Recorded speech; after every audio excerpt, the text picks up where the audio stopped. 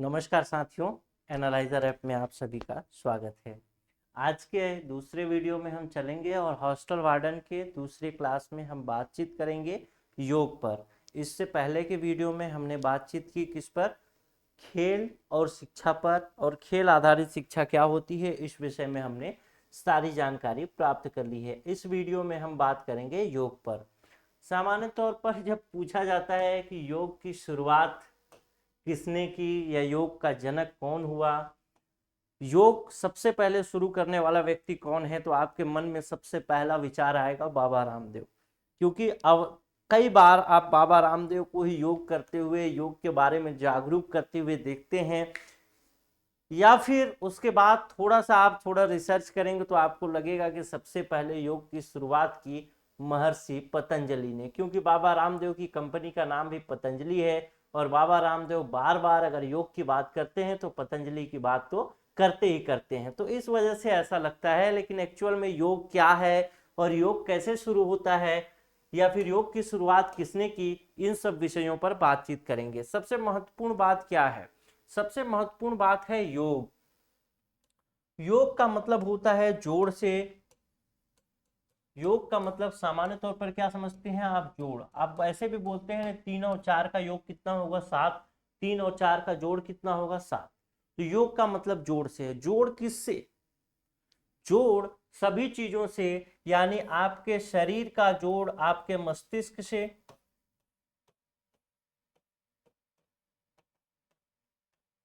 आपके शरीर का जोड़ आपके मस्तिष्क से, आपके शरीर का जोड़ परमात्मा से, ये सब क्या है? यही योग है। मतलब जब आप अपने जीवन में कुछ ऐसी पद्धति को फॉलो करते हैं, अर्थात अपने जीवन में कुछ ऐसी चीजों को शामिल कर लेते हैं जिससे आपके शरीर पर आपके मन का नियंत्रण या आपके मन पर आपका नियंत्रण हो जाता है, जिसके वजह से आप धीरे धीरे मोक्ष की तरफ बढ़ने लगते हैं, अर्थात ईश्वर को प्राप्त करने लगते हैं, तो एक्चुअल में योग के सही दिशा में हैं आप। समझ गए?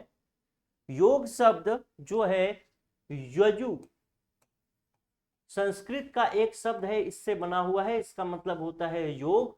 और योग का मतलब क्या है? कि आपका जुड़ाव ईश्वर से हो जाए, ऐसी जीवन पद्धति को अपनाना ही योग है। तो योग एक्चुअल में क्या है? जीवन जीने का एक तरीका है योग। लेकिन ये सब चीजें जो मैं बता रहा हूं, क्या इससे प्रश्न पूछेगा? अब इससे प्रश्न नहीं पूछेगा। बस आपका एक कंसेप्ट बताने की कोशिश कर रहा हूं कि योग का मीनिंग क्या है। तो योग जीवन जीने की एक पद्धति है, एक प्रक्रिया है, जिस प्रक्रिया के तहत हम जीवन जी करके अपने शरीर, अपने मस्तिष्क पर, अपने मन पर नियंत्रण स्थापित करते हैं, और हम मोक्ष की ओर अग्रसर होते हैं, ईश्वर को प्राप्त कर सकते हैं योग मार्ग के द्वारा। उसी को हम योग कहते हैं। तो ठीक है, चलिए आगे चलते हैं और जो चीजें लिखी होंगी उन पर बात करते हैं। योग का अर्थ एक ऐसी साधना जो शारीरिक और मानसिक शक्तियों का संयोग है, के माध्यम से स्वयं को शारीरिक और मानसिक रूप से खुद को स्वस्थ रख सकते हैं। योग शब्द संस्कृत के मूल क्रिया यजु बोला था, वो युज है, युज से बना हुआ है। युज का अर्थ है जोड़ना। युज्यते अनेन इति योग, यानी योग जोड़ने से संबंध करने का एक कार्य करता है। योग की उत्पत्ति भारत में लगभग 6000 वर्ष पहले ही हुई, और अगस्त नामक एक ऋषि हुए, अगस्त ऋषि या अगस्त्य ऋषि जिसको बोलते हैं, उन्होंने सबसे पहले पूरे भारत का दौरा किया, और दौरा करने के दौरान या दौरा करने के क्रम में उन्होंने योग को दुनिया के सामने प्रस्तुत किया, इंट्रोड्यूस किया। जब शुरुआत में अगस्त नामक ऋषि ने योग की शुरुआत की, तो अगस्त नामक ऋषि का नाम आप फिर शुरुआत में क्यों नहीं लेते? क्यों आप जब योग की बात आती है तो पतंजलि का ही नाम लेते, या फिर वर्तमान में अगर बात करें तो बाबा रामदेव का नाम लेते हैं? क्यों ऐसा होता है? तो इसके पीछे भी कुछ कारण है जिस पर बात करें। लेकिन योग की प्रारंभिक शुरुआत आपसे पूछेगा तो आप बताएंगे कि अगस्त ने इसकी प्रारंभिक शुरुआत की। आगे बात करें कि योग का विस्तार लगभग 500 ईसा पूर्व जब हुआ, बौद्ध धर्म का प्रादुर्भाव हुआ तो थोड़ा ज्यादा हो गया, योग बढ़ने लगा। और एक्चुअल में महर्षि पतंजलि ने योग सूत्र नामक एक ग्रंथ की रचना की। क्या की? योग सूत्र नामक ग्रंथ की रचना की, और इसी योग सूत्र ग्रंथ की वजह से महर्षि पतंजलि को योग का जनक कहा जाता है। ठीक है। अगस्त ने, ऋषि अगस्त ने योग की शुरुआत भारत में की, लेकिन चूंकि अगस्त उतने प्रचलित या प्रसिद्ध नहीं हो पाए, महर्षि पतंजलि ने अगस्त की सारी बातों को या फिर खुद के रिसर्च आदि को मिला करके एक ग्रंथ लिखा, और उस ग्रंथ का नाम लिखा योग सूत्र। और इसी योग सूत्र नामक ग्रंथ में उन्होंने इसकी मतलब योग सूत्र नामक ग्रंथ की रचना की, इसीलिए महर्षि पतंजलि को योग का जनक कहा जाता है। अब यहां से दो बातें आपको लगभग क्लियर हो गई होगी। पहली बात कि योग क्या है, तो योग का मतलब जोड़ से है। जब शरीर और मस्तिष्क को एक तरीके से, शरीर और मन को एक तरीके से नियंत्रित या संतुलित कर लिया जाए किसी भी प्रक्रिया से, उस प्रक्रिया को हम योग की प्रक्रिया कहेंगे।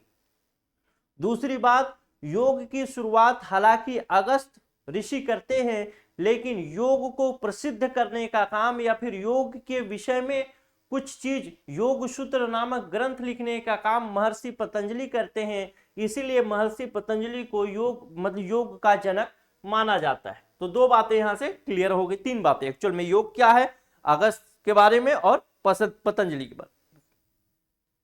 पतंजलि लिखते हैं, बोलते हैं कि योग मन को शांत रखने का एक अभ्यास है, और भगवत गीता में लिखा गया है इसी को कि योग स्वयं के माध्यम से यात्रा है।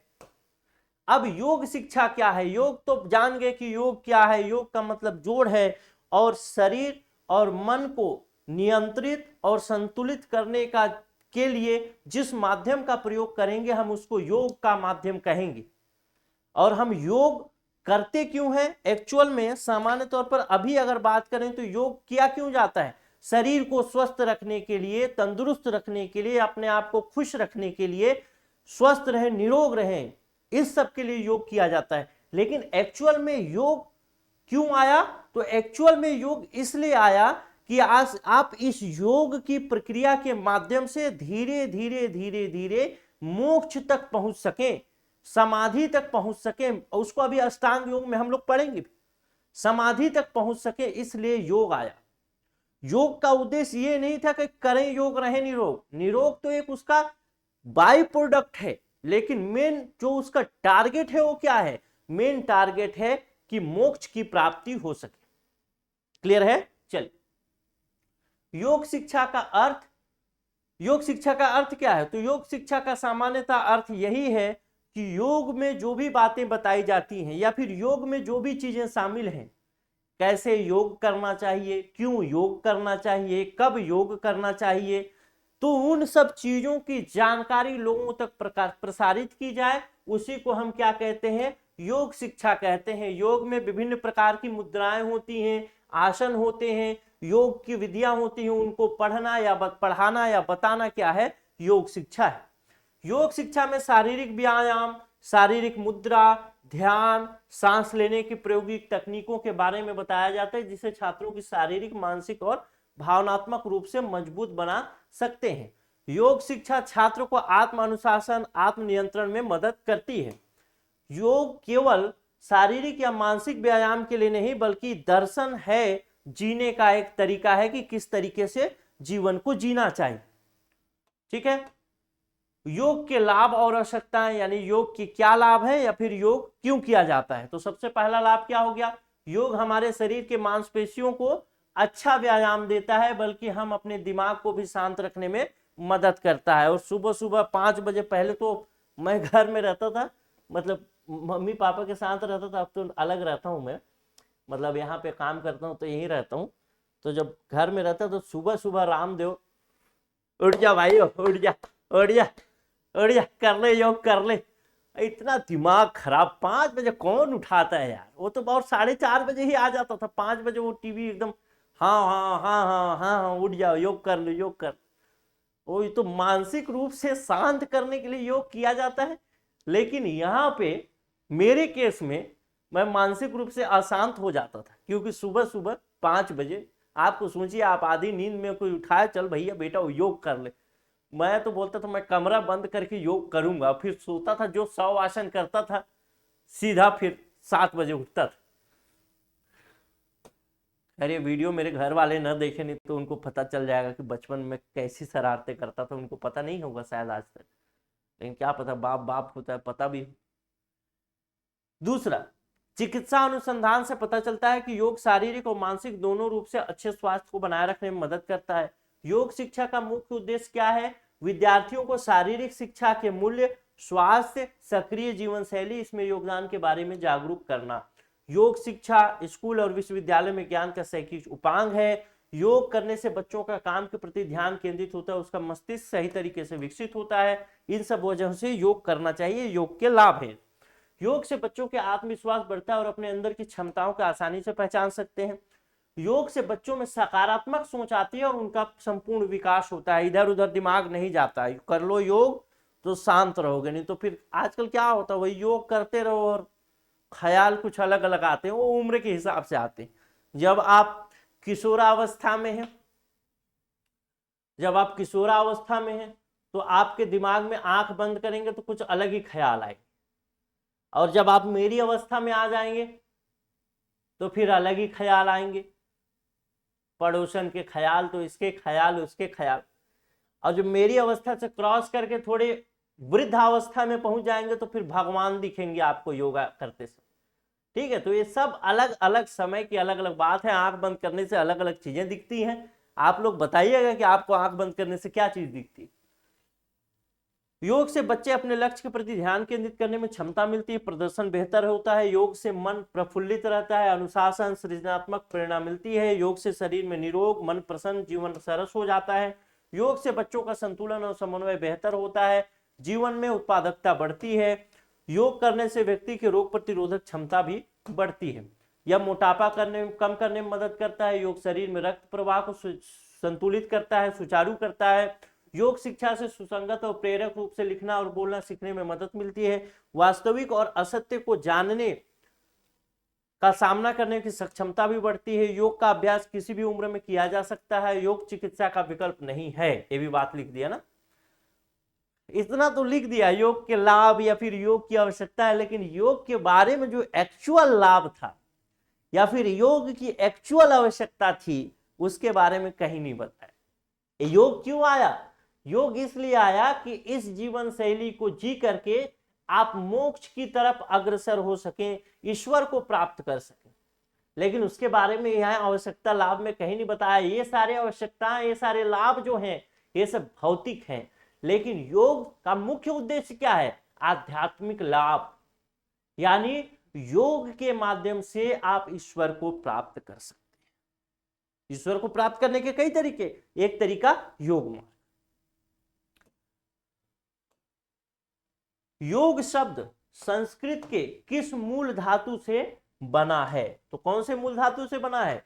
वो धातु है युज धातु। युज, थोड़ा मोटा लिखता हूं, कौन सा धातु? युज धातु से मिला है। और युज शब्द का मतलब क्या है? जोड़ना से है। ठीक है, चलिए अगला कोई और प्रश्न होगा तो वो भी देख लेते हैं। ऑप्शन नंबर ए हो गया। अच्छा, इसका ऑप्शन भी नीचे छुपा दिया, नहीं छुपाया। ठीक, दूसरा क्वेश्चन देखते हैं। कहता है कि योग शिक्षा का मुख्य उद्देश्य क्या है? यह मोटापा कम करने में मदद करता है, मिटा दो इसको। ठीक है, कर सकता है, शारीरिक, मानसिक, नैतिक, आध्यात्मिक और सामाजिक विकास करता है। योग करने से व्यक्ति की रोग प्रतिरोधक क्षमता बढ़ती है। योग केवल एक खेल का रूप है, तो ये तो ऑप्शन नंबर डी तो नहीं होगा।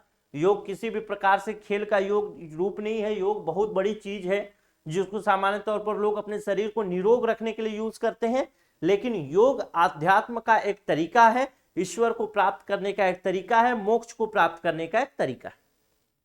ठीक है, तो ये तो नहीं होगा, ऑप्शन नंबर डी। दूसरा बात करें कि ऑप्शन नंबर ए तो बिल्कुल सही है कि योग का मुख्य, योग के लाभ क्या है, योग के उद्देश्य क्या है, तो मोटापा कम करने में मदद करता है, व्यक्ति में रोग प्रतिरोधक क्षमता भी बढ़ाता है, लेकिन मुख्य उद्देश्य ये सब चीजें इसमें शामिल है क्या, शारीरिक, मानसिक, नैतिक, आध्यात्मिक एवं सामाजिक विकास करता है योग। इसी वजह से ये सारी चीजें, मोटापा कम करेगा, शारीरिक विकास, योग करने की प्रतिरोधक क्षमता, शारीरिक विकास, ये सब तो इसी में शामिल है, ऑप्शन नंबर बी। इसीलिए यहाँ पे ऑप्शन नंबर बी आंसर लिया गया है। ठीक है, चलिए अगला प्रश्न, अगला देखते हैं। योग अभ्यास के बहुत सारे तरीके हैं, जैसे सूर्य नमस्कार है, योगाभ्यास है, प्राणायाम है, इन सब विषयों पर हम बात करेंगे। अब देखते हैं पहले योग के प्रकार। तो योग के प्रकार सीखने के आधार पर दो तरीके के होते हैं। पहला गतिशील आसन और दूसरा होता है स्थिर आसन। गतिशील आसन जिसमें शरीर गतिशील होगा, गतिमान होगा, उसको गतिशील आसन कहेंगे। सामान्य तौर पर व्यायाम जो है वो भी योग के अंतर्गत ही आता है। तो गतिशील आसन जिसमें शरीर गतिशील होगा, दूसरा होगा स्थिर आसन। पहला देखते हैं गतिशील आसन में क्या क्या चीजें। तो गतिशील आसन में हम देखते हैं कि इसमें बैठकर, पीठ या पेट के बल लेटकर या खड़े होकर जो आसन किए जाएंगे वो गतिशील आसन होंगे, जैसे पद्म आसन, जैसे वज्र आसन, जैसे हल आसन, जैसे सर्वांग आसन, जैसे मरकासन, जैसे धनुरासन, जैसे ताड़ासन, जैसे वृक्षासन। अब ये कैसे होते हैं वो भी देखते हैं। सबसे पहले देखते हैं पद्म आसन। पद्म आसन को एक अन्य नाम से जाना जाता है, कमल आसन के नाम से। आपसे पूछ देगा बैठकर की जाने वाली योग मुद्रा जिसमें घुटने विपरीत दिशा में होते हैं, कौन सा आसन होता है, तो आप क्या बोलेंगे, पद्म आसन। लेकिन ऐसे ही बोल दिया क्या, विपरीत दिशा में किस तरीके का होगा वो भी देख लेते हैं, कुछ इस तरीके का। ठीक है, ये जो आसन कर रही है ये लड़की, ये कौन सा आसन है, ये पद्म आसन कर रही है। पद्म आसन मतलब बैठकर किया जाने वाला एक योग मुद्रा जिसमें घुटने विपरीत दिशा में, एक घुटना इधर है और एक घुटना इधर है, विपरीत दिशा में है, पद्म आसन है या फिर कमल आसन। दूसरा आसन देखते हैं वज्रासन। इस मुद्रा के लिए अपने घुटने टेकें और फिर अपने घुटने से वजन हटाने के लिए अपने पैरों पर वापस बैठे। खाने के बाद किया जाने वाला एकमात्र आसन। कहते हैं ना कि ऐसा ये वाला आसन आप करेंगे वज्र आसन तो आपको मोटापा नहीं होगा, खाना जल्दी पचेगा। ये कैसे किया जाता है वो भी देख लेते हैं, किस प्रकार से होता है। इस मुद्रा के लिए अपने घुटने टेके, मतलब इस तरीके से, अब कैसे बताऊं, यहाँ पे मैं हूं तो घुटना ऐसे टेकना है और कुल मिला के अपने पीछे वाला जो आपका वो है ना, क्या बोलते हैं, एड़ी, एड़ी के ऊपर आपको बैठना है घुटने टेक करके। कुछ किस तरीके का होगा ये कुछ इस तरीके का। देखिए खाने के बाद किया जाने वाला एक आसन जो होता है जिसको ब्रज आसन कहते हैं, ब्रजासन कहते हैं, वो इस तरीके का आसन होता है। अगला आसन देखते हैं, हल आसन। इस आसन में पीठ के बल लेटकर अपने पैरों को शरीर के पीछे फर्श पर रखा जाता है। शरीर की आकृति खेत में बैल द्वारा चलाए जाने वाले हल जैसी हो जाती है, इसीलिए इसको हल आसन कहते हैं। कैसे, पीठ के बल लेटकर अपने पैरों को सिर के पीछे फर्श पर रखा जाता है। किस प्रकार से, ये देखिए पीठ के बल लेटा और यहाँ पे देखिए ये पैर जो है ये ऐसे ले गया, यहाँ पे ऐसे लेटा होगा इस तरीके से, लेकिन अब इस पैर को ऐसे मोड़ करके ऐसे ले गया और ये सिर के ठीक पीछे रख दिया। पीठ के बल लेटकर अपने पैरों को सिर के पीछे यहाँ फर्श पर रखा, इसको क्या कहेंगे, हल आसन कहेंगे। क्योंकि इसमें आकृति, ये आकृति कैसी दिख रही है, हल के समान दिख रही है, इसलिए। अगला देखते हैं सर्वांग आसन। सर्वांग आसन क्या है, कंधों के सहारे खड़ा होना। एक योग मुद्रा है जिसमें पूरे शरीर को कंधों पर संतुलित किया जाता है। किस प्रकार से, इस प्रकार से। देखिए इसका भार देखिए, इस पूरे इसका जो भार है, ये पूरा जो भार है इसका, ये पूरा भार यहाँ पे इसके कंधे पर है, न कि सिर पर। सिर इधर है, सिर अलग है, इसके कंधे पर। ऐसा आसन करते हैं तो क्या होगा, सर्वांग आसन होगा। ठीक है, चलिए आपको याद भी रहेगा, आपसे प्रश्न यही पूछेगा, ध्यान रखिएगा कि कंधों के सहारे उल्टा खड़ा होना या फिर कंधों पर अपना पूरा भार दे करके पैरों को ऊपर किया जाना किस प्रकार का आसन के अंतर्गत आएगा, तो आपका उत्तर होगा सर्वांग आसन। ध्यान रखिएगा, पहली बार आपके सिलेबस में योगा वाला टॉपिक ऐड हुआ है, तो कहीं से भी प्रश्न पूछ सकता है, उसके लिए आपको हर चीज को ध्यान से देखना चाहिए।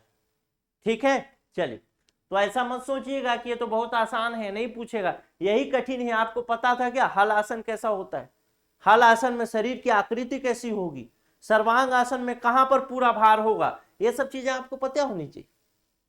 ठीक है, चलिए, ये सब अभी गतिशील आसन पढ़ रहे हैं, और गतिशील आसन में हम देख रहे हैं ना कि अभी तक हमने जितना पढ़ा, देखिए यहां पर शरीर गतिशील है। बस एक मिनट रुक जाइएगा, कुछ आवाज हो रहा है, मैं देख के आ रहा हूं, आप लोग रुकिएगा, मैं अभी क्लास पूरा करूंगा।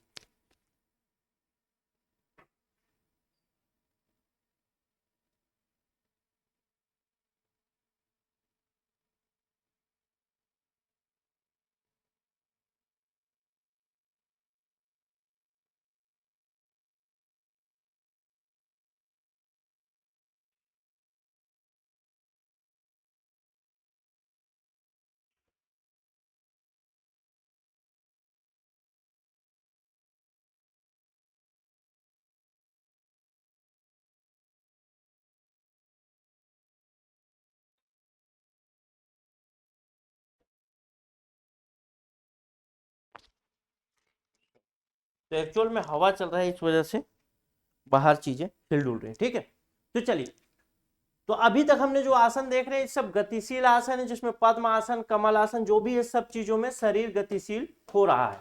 ठीक है, हल आसन तक देख लिया, सर्वांग आसन भी देख। अगला आसन देखते हैं जिसको कहा जाता है मर्क आसन।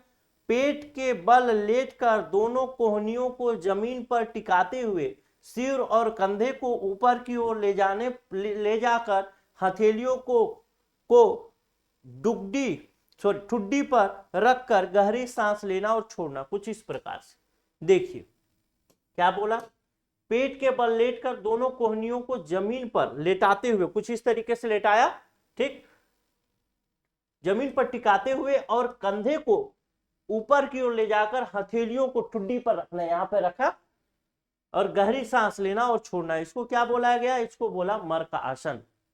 ठीक है, चलिए अगला पॉइंट देखते हैं, धनुरासन। धनुरासन देख के ही पता चल रहा है कि जो शरीर होगा वो धनुष की भांति बन जाएगा। इस आसन को करने में शरीर खींचे हुए धनुष जैसा दिखाई देता है, इसलिए धनुरासन कहते हैं। कुछ कैसा, ये देखिए कर रही है धनुरासन, धनुष की तरह दिख रहा है ना, ये देखिए धनुष की तरह दिखा, ये देखिए दिखा ना, हाँ ठीक, ऐसे ये सब क्या है, ये धनुरासन, ये सब गतिशील आसन के अंतर्गत।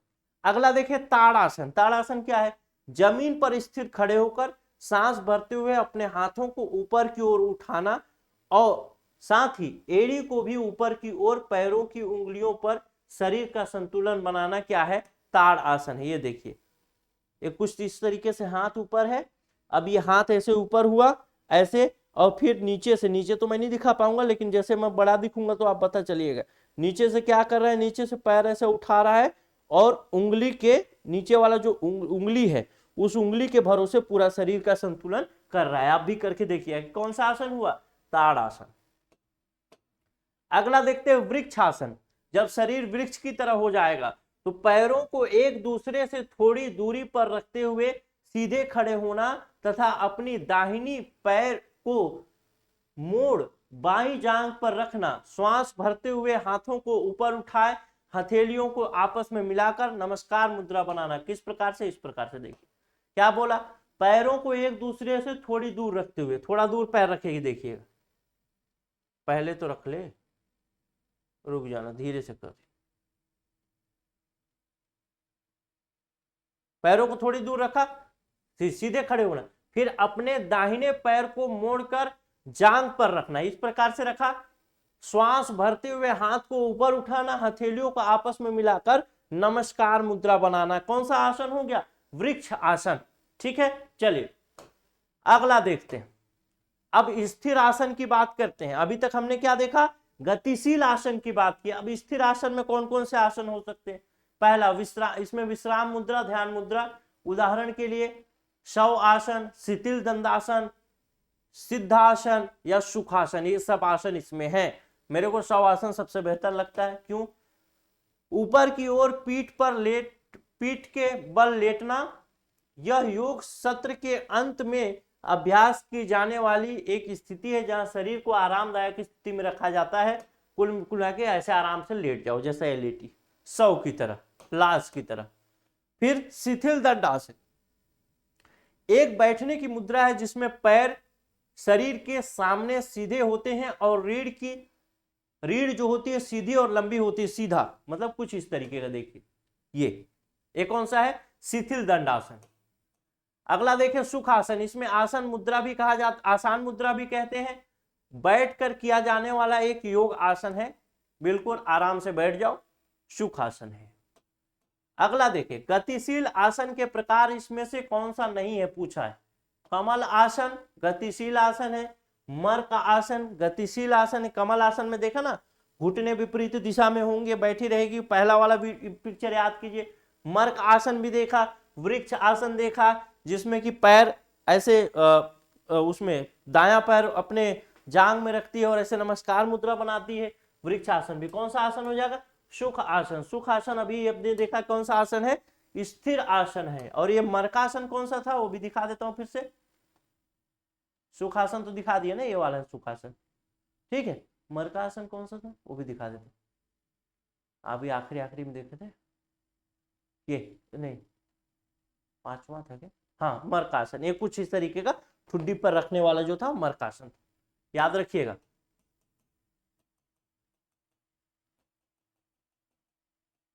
एक प्रश्न हो गया। दूसरा प्रश्न देखें। एक योग मुद्रा जिसमें पूरे शरीर को कंधों पर संतुलित किया जाता है कौन सी होती है? वज्र आसन, हल आसन, ताड़ आसन या सर्वांग आसन? कौन सा होगा?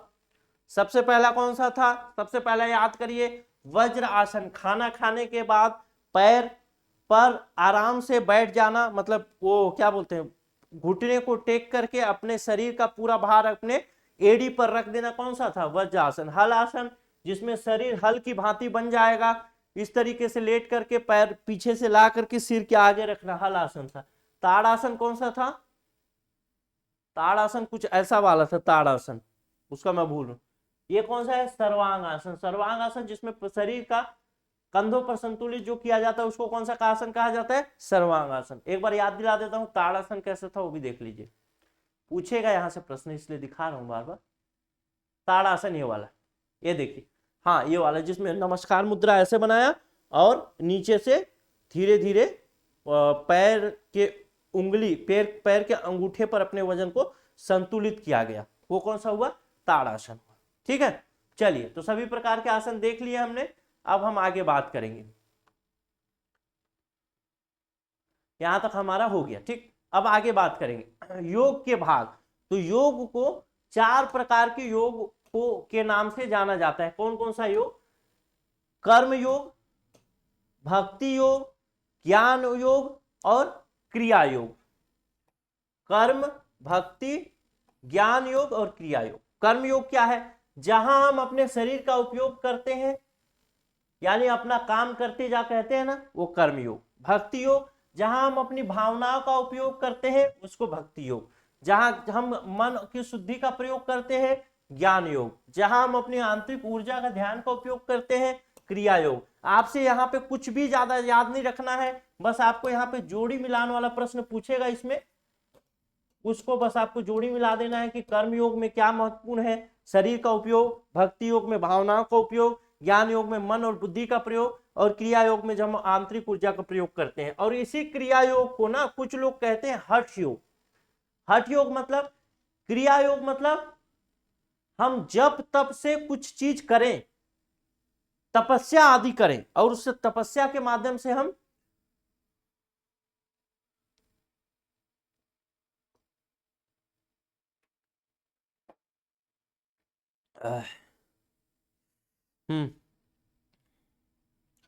तपस्या करें और तपस्या से कुछ चीज प्राप्त करने का प्रयास करें। ये चीज है क्रिया योग। अब इसी क्रिया योग में थोड़ा सा और एफर्ट डालें, यानी तपस्या इस प्रकार से करें कि पूरा हम एकदम से हठी हो जाए। हठी मतलब एकदम से जिद पे अड़ जाए कि हमको ये प्राप्त करना ही है, चाहे उसके लिए जितना भी एफर्ट लगाना पड़े लगाएं, तो वही हो जाता है हठ योग। मतलब जहां हम अपनी आंतरिक ऊर्जा का उपयोग एक हठ की भांति, एक जिद की भांति करेंगे तो वह हठ योग हो जाएगा। सामान्य करेंगे तो उसी को क्रिया योग कहा जाएगा। शरीर के माध्यम से प्राण पर नियंत्रण करके संतुलित इच्छा की ओर ले जाना हठ योग। अब आपसे एक प्रश्न और पूछते, एक जहां से योग से और प्रश्न बनेगा वो है अष्टांग योग, और यही अष्टांग योग मुख्य योग है। ठीक है, यही अष्टांग योग जो है, मैंने आपको शुरुआत में ही बताया था कि अभी योग के विषय में लोग क्या बात करते हैं, बात ये करते हैं कि किस तरीके से जीवन को निरोग किया जाए, या किस तरीके से शरीर को, मतलब शरीर को निरोग किया जाए, किस तरीके से शरीर को स्वस्थ रखा जाए। इसलिए लोग करते हैं क्या, योगा करते हैं। लेकिन एक्चुअल में योग का जो उद्देश्य है, वो योग का उद्देश्य शरीर को निरोग रखने का नहीं है। योग का उद्देश्य है कि हम धीरे धीरे इस सामान्य शरीर से समाधि तक जाएं, और समाधि तक जाने का मतलब यह है कि हम समाधि तक जाने का मतलब यह है कि हम क्या करें, हम मोक्ष को प्राप्त करें। यही योग का उद्देश्य है, मुख्य उद्देश्य। योग इसीलिए लाया गया कि योग एक तरीका होगा, योग जीवन जीने का एक तरीका होगा, जिस तरीके के माध्यम से लोग चल करके अपने आप को मोक्ष प्राप्त करने में मदद करेंगे खुद की। तो एक्चुअल में वो कैसे होता है, वो अष्टांग योग के माध्यम से होता है। यानी इसमें योग के लिए 8 चीजें बताई गई हैं। उस 8 चीजों पर आदमी को क्रमशः चलना चाहिए और धीरे धीरे अपने आप को शुद्ध करते हुए उस स्तर तक ले जाना चाहिए कि वो समाधि प्राप्त कर ले, अर्थात मोक्ष को प्राप्त कर ले। ठीक है, तो पहला इसमें बताया गया है यम, दूसरा बताया गया नियम। मतलब पहला यम, यहां से आप शुरू करेंगे, फिर यम से शुरू करके नियम में जाएंगे, नियम के बाद आप आसन में जाएंगे, आसन के बाद आप प्राणायाम, उसके बाद प्रत्याहार, उसके बाद धारणा, उसके बाद ध्यान, और उसके बाद समाधि में जाएंगे। कुल मिला के चलिए थोड़ा सा इसी में ही कुछ चीजें मैं बता देता हूं। यम मतलब संयम, चीजों में संयम रखना है, कुछ चीजों का पालन करना है। जब ये 2 चीजें आप कर लेंगे, दोनों में पारंगत हो जाएंगे, तो फिर आप क्या करेंगे, योग मुद्राएं करेंगे, आसन करेंगे। लेकिन आसन महत्वपूर्ण नहीं है, आसन के आगे आपको जाना है। अर्थात आसन तो आप शरीर के लिए कर रहे हैं। अभी जो मैंने बताया, जो आसन बताया, स्थिर आसन, गतिशील आसन, ये तो आप शरीर के लिए कर रहे हैं। लेकिन मन के लिए क्या कर रहे हैं, श्वास के लिए क्या कर रहे हैं, अपने मानसिक स्थिति को स्थिर करने के लिए क्या कर रहे हैं, तो फिर आप करेंगे प्राणायाम। प्राणायाम जैसे अनुलोम विलोम, भ्रामरी उद्गीत, ये सब प्राणायाम है ना, बाबा रामदेव बताते हैं। ये सब क्या है, ये सब चीज जो है ये आपके मन के शांति के लिए है, सांस पर नियंत्रण रखने के लिए है। यानी आपकी सांस जब आपके हिसाब से चलने लगेगी, आप बोलेंगे सांस रुक जा तो सांस रुक जाएगी, आप बोलेंगे सांस चल पड़ तो सांस चल पड़ेगी। मतलब आपने अपने जीवन पर भी नियंत्रण पा लिया, अपने शरीर पर ही नियंत्रण पाया है लेकिन अभी। और जब अपने सांस पर नियंत्रण पा लिया, तो अपने सांस पर नियंत्रण पाने के बाद आप इंद्रियों पर नियंत्रण पाएंगे। जैसे नेत्र पर आपकी इंद्रिय है, मतलब बुरा नहीं देखना, कान पर बुरा नहीं बोलना, मुंह पर मतलब कान पर बुरा नहीं सुनना, बुरा नहीं बोलना, किसी प्रकार से और भी चीजें नहीं करना जो बुरी। तो इंद्रियों को वापस ले लेना, मतलब अब इंद्रिय आपकी बेकार हो गई, इंद्रिय को आपने अपने वश में कर दिया, सभी इंद्रियों को, अपने शरीर की इंद्रियों को। उसके बाद जब ये वश में हो जाएगा, तो फिर आप एकाग्रता यानी एक एकाग्रचित्त होने का प्रयास करेंगे। जब उसमें आप सफल हो जाएंगे एकाग्रचित्त होने में, तब फिर आप क्या करेंगे, तब फिर आप ध्यान करेंगे, और ध्यान के बाद सबसे अंतिम में पहुंचेंगे आप, वो होगा समाधि। तो ये सब स्टेप्स हैं, एक एक क्या है, एक एक स्टेप है, एक एक स्टेप हमको बढ़ते जाना है। ठीक है, एक एक स्टेप हमको बढ़ते जाना है। सबसे पहले क्या देखेंगे, यम। जब यम मतलब संयम, अपने जीवन में संयम करेंगे, संयम कर लेंगे कुछ चीज, तो फिर कुछ नियम बनाएंगे, उन नियम का पालन करेंगे। उन नियम का पालन करने में अगर सक्षम हो गए, मतलब शरीर आपका थोड़ा शुद्ध होना शुरू हुआ। जब शरीर शुद्ध होना शुरू हुआ तो फिर शरीर को थोड़ा तंदुरुस्त रखने के लिए आप आसन करेंगे। आसन शरीर के लिए क्या जा रहा है, ध्यान रखिएगा। फिर आसन के बाद प्राणायाम। प्राणायाम श्वास के लिए क्या जा रहा है, श्वास मतलब प्राण के लिए, प्राणायाम लिखा है ना, श्वास के लिए। पहले आपने आसन किया वो शरीर को तंदुरुस्त करने के लिए, जब आप प्राणायाम कर रहे हैं मतलब श्वास को तंदुरुस्त करने के लिए, अपने प्राण को तंदुरुस्त करने के लिए। जब वो सब चीजें हो जाएंगी तो फिर आप अपने इंद्रियों पर नियंत्रण प्राप्त करेंगे। जब इंद्रियों पर नियंत्रण प्राप्त हो जाएगी तो फिर आप एकाग्रचित्त होने का प्रयास करेंगे, और जब आप एकाग्रचित्त होने में सफल हो गए तो फिर आप ध्यान करेंगे, मतलब किसी एक बिंदु पर कॉन्सेंट्रेट करेंगे। किस पर ध्यान करेंगे, ईश्वर पर ध्यान करेंगे। और जब आप ध्यान भी करने में सफल हो गए, मतलब आप इन सारे स्टेप्स को फॉलो कर लिया, और जब आप इस ध्यान वाले स्टेप में पहुंच गए तो फिर आपको समाधि में पहुंचने की जरूरत नहीं है, अपने आप समाधि वाले स्तर में पहुंच जाएंगे। ठीक है, चलिए शुरू करते। पहला यम। यम मतलब संयम। यम शब्द यमु उपरमे से उत्पन्न हुआ है, जिसका अर्थ है अनुष्ठान से इंद्रियों और मन को हिंसा आदि शुभ भावों से हटाकर आत्म केंद्रित किया जाए, यम है। 5 प्रकार के यम बताए गए हैं। पहला मतलब यम मतलब संयम, कुछ चीजें अब तुम्हें छोड़नी है। ठीक है, कुछ चीजें छोड़नी है, जैसे हिंसा नहीं करना, अहिंसा का पालन करना है, किसी प्राणी को मन वचन कर्म से किसी प्रकार का कष्ट नहीं देना। दूसरा, हमेशा सत्य का साथ देना है, जैसा देखा सुना जाना वैसा ही शुद्ध भाव से मन हो। आस्ते, चोरी नहीं करना।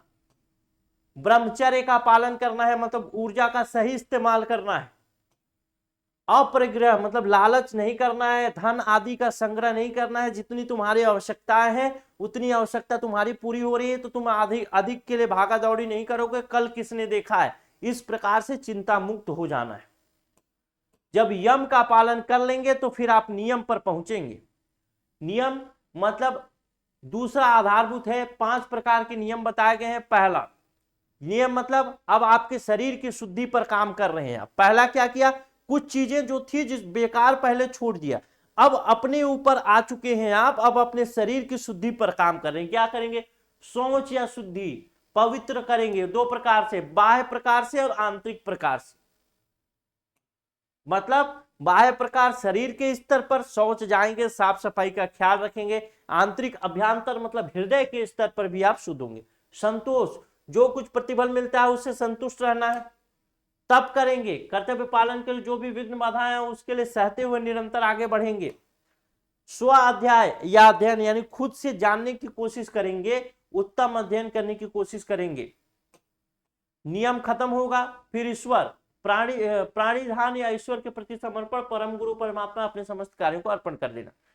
जब ये सब चीजें हो जाएंगी, यम हो गया, नियम हो गया, तो आप क्या पहुंचे, पहले यम में कुछ चीजें छोड़ दी, अब कुछ वो चीजें करनी नहीं। उसके बाद कुछ चीजें करनी है, करनी किसके लिए, खुद के लिए। साफ सफाई रखना है, शौच साफ से करना है, आंतरिक रूप से शुद्ध होना है, बाहरी रूप से शुद्ध होना है, ये सब चीजें जब वो भी कर लिया तो अब क्या करेंगे, शरीर को स्वस्थ रखने के लिए क्या करेंगे, आसन करेंगे।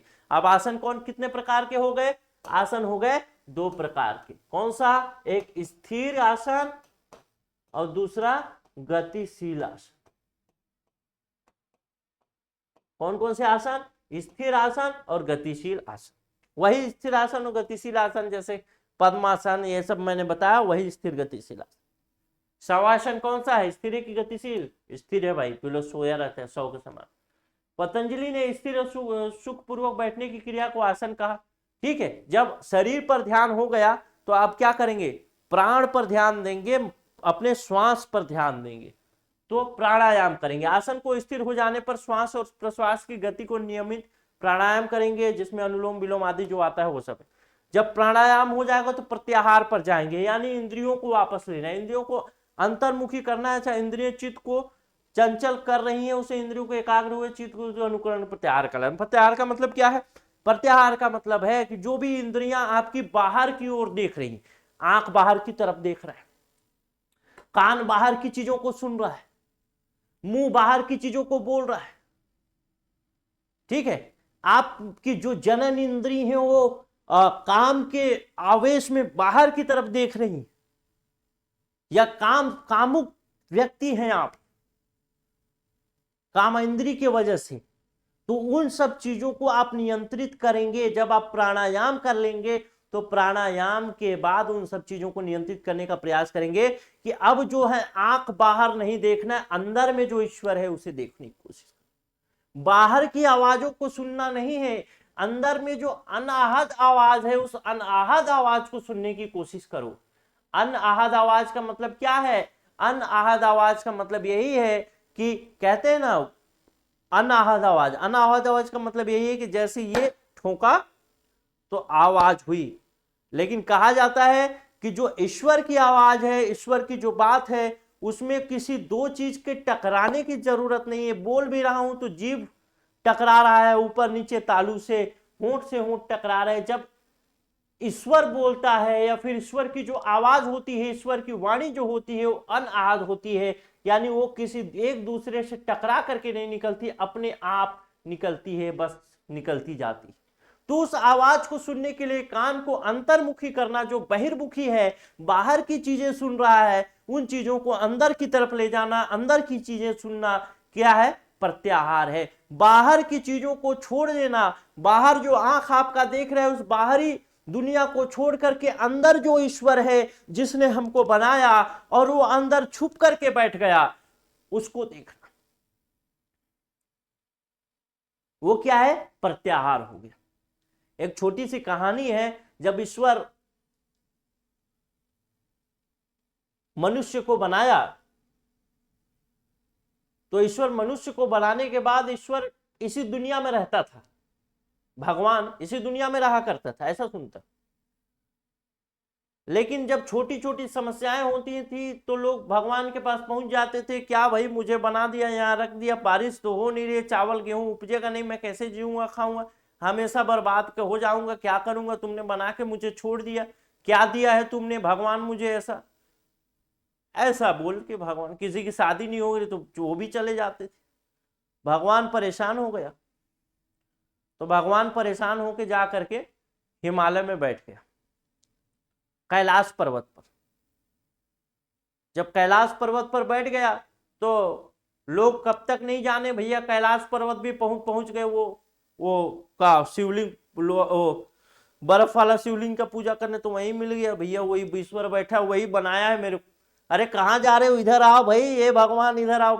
आले वहां मेरे को भेज दिए, वहां मैं पूरा बाढ़ आ गया, मेरा घर बर्बाद हो गया, कौन जिम्मेदारी लेगा, तुम यहीं बैठे हो। परेशान हो गया वो आदमी, ईश्वर जो था भगवान परेशान हो गया, अब रहूंगा तो मैं यहीं, अब जाऊं कहां। उसको भी एक साधु मिला, बाबा, हाँ, गांजा फूकते हुए, तो उससे बातचीत हुई, कहाँ जाऊं बताओ बाबा, मैंने इस दुनिया में इंसान को बनाया कि अच्छे से जिएंगे खाएंगे, कहाँ जाऊं मैं, यहां से पहले इधर ही रहता था नीचे साइड में, यूपी साइड, बिहार साइड में, अपना 2 BHK लेके वहां आ जाते थे, रोज लाइन लगा देते थे, मेरा गेहूं नहीं हो रहा है, मेरा चावल नहीं हो रहा है, मैं आ गया हूं, अब ये देखो कैलाश पर्वत में, अब यहां भी पहुंच गए, हराम को खोजते खोजते, अब मैं कहाँ जाऊं। तो बाबा को उसने बोला कि मैं दूसरे ग्रह में शिफ्ट हो जाऊं क्या, मैं उपग्रह चंदा में जाके शिफ्ट हो जाऊंगा, चांद में, या मंगल ग्रह में शिफ्ट हो जाऊं। बाबा बड़ा दूरदर्शी था, उसने एक बार खींचा गांजा, और खींचने के बाद बोला कि बाबा देखो बच्चा, भगवान को बोल रहे बच्चा, तुम कहीं भी शिफ्ट हो जाओ, भगवान इस जो मनुष्य है इतना दिमागदार आदमी को तुमको आज नहीं कल मंगल ग्रह में जाकर ढूंढ लेगा। और सोचो इतना ढूंढेगा, पृथ्वी पर नहीं मिलोगा, अचानक से मंगल ग्रह पे मिलोगे तो कितना काम करवाएगा तुमसे, पूरा गेहूं बोआएगा, फिर पानी बरसवाएगा, फिर गेहूं उगवाएगा, कटवाएगा भी तुम ही से। तो एक काम करो, तुम कुछ और भी उपाय सोचो। तो उस साधु ने बताया कि तुम एक काम करो, मनुष्य जो है हर जगह ढूंढेगा तुम्हें, लेकिन अपने अंदर तो कभी महसूस नहीं कर पाएगा कि मेरे अंदर योग छुपा हो, तो तुम उसी के अंदर छुप के बैठ जाओ। तो ईश्वर सबके अंदर छुप छुप के बैठ गया। अब हम लोग दुनिया में पूरा मंदिर मस्जिद ढूंढ रहे हैं, गुरुद्वारा जा रहे हैं, चर्च जा रहे हैं, सब जगह घूम रहे हैं, ईश्वर अंदर ही बैठा है और देख भी रहा है कहाँ कहाँ जा रहे हो तुम। अब मेरे अपने ही आंख से यहाँ से देख रहा है, चलो यहाँ से कनेक्शन बना दिया और देख भी रहा कहाँ जा रहा है यार, बेवकूफ आदमी यही छुपा बैठा हूं कहाँ घूम रहा है। तो वैसे ही मुंह को कहाँ ढूंढे रे बंदे, नाकाबा कैलाश में नानो मुंह को कहाँ ढूंढे रे बंदे, क्या था ना, नाकाबा कैलाश में तुम्हारे सांस में, ऐसा मतलब मैं तुम्हारे सांस में ही हूं, तुम मेरे को इधर उधर कहाँ ढूंढ रहे। ठीक है, तो वही चीज है। तो प्रत्याहार के माध्यम से अपनी इंद्री को वापस लेना, जो अंदर छुप के बैठ गया वो बाबा के, वो साधु जो गांजा वाला साधु था उसके दिमाग से अंदर छुप के बैठ गए हुए, अंदर की तरफ देखना, इन्हीं आंखों से इन्हीं कानों से अंदर की तरफ सुनना कि क्या बोल रहा है वो अंदर बैठ के। समझ गए? चलिए, प्रत्याहार के बाद है धारणा। धारणा मतलब जब आप अपनी इंद्री पर कंट्रोल कर लिए, अपने सांस पर कंट्रोल कर लिए, अपने शरीर को तंदुरुस्त कर लिए, अपने आप को यम और नियम से बांध लिए, उसके बाद आप जाएंगे धारणा यानी एकाग्रचित्त होंगे। धारणा का अर्थ है केंद्रित एकाग्रता, यानी एकाग्रचित्त होने की कोशिश करेंगे। और जब एकाग्रचित्त होंगे उसके बाद आपका काम आएगा ध्यान का। जब आप ध्यान हो जाएगा तो ध्यान से अपने आप शिफ्ट हो जाएंगे समाधि में। यह चित्त की अवस्था है जिसमें चित्त ध्येय वस्तु के चिंतन में पूरी तरह लीन हो जाता है। योग दर्शन समाधि के द्वारा ही मोक्ष प्राप्ति को संभव बनाता है। यानी 8 प्रकार के जो वो है अष्टांग योग के जो नियम है, 8 प्रकार के, यम नियम आसन और ये सारी चीजें, धारणा ध्यान समाधि, ये सब करके, इन सब चीजों के ये क्या है, एक एक स्टेप है। एक एक स्टेप से, जैसे शुरू में ही मैंने बताया था, ये सब क्या है, एक एक स्टेप है। जब आदमी यहां से शुरू करेगा, यहां से शुरू करेगा स्टेप नंबर 1 से, ठीक है, और स्टेप नंबर 1 से शुरू करके 2 में पहुंचेगा, 2 में से शुरू करेगा 3 में, 3 से 4 में, 4 से 5 में, 5 से 6 में, 6 से 7 में, 7 से 8 में, और यहां से धीरे धीरे क्या पहुंचेगा, यहाँ आसन। क्यों समाधि क्यों पहुंच रहा है ऐसा? मोक्ष प्राप्ति के लिए पहुंच रहा है। ठीक है, चलिए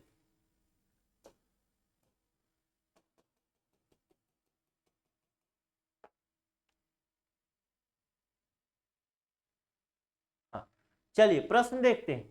अष्टांग योग का सही क्रम कौन सा नहीं है? सबसे पहले यम था, हाँ था, नियम था, आसन। पहले यम करेगा, कुछ चीजों को छोड़ देगा, अहिंसा छोड़ देगा, अपरिग्रह करेगा, ठीक है, ये सब करेगा। दूसरा नियम, कुछ चीजें जैसे साफ सफाई करेगा, आंतरिक रूप से भी शौच जाएगा तो हाथ धोएगा, नहाएगा। उसके बाद आसन करेगा शरीर को तंदुरुस्त रखने के लिए, बिल्कुल ये सही क्रम है।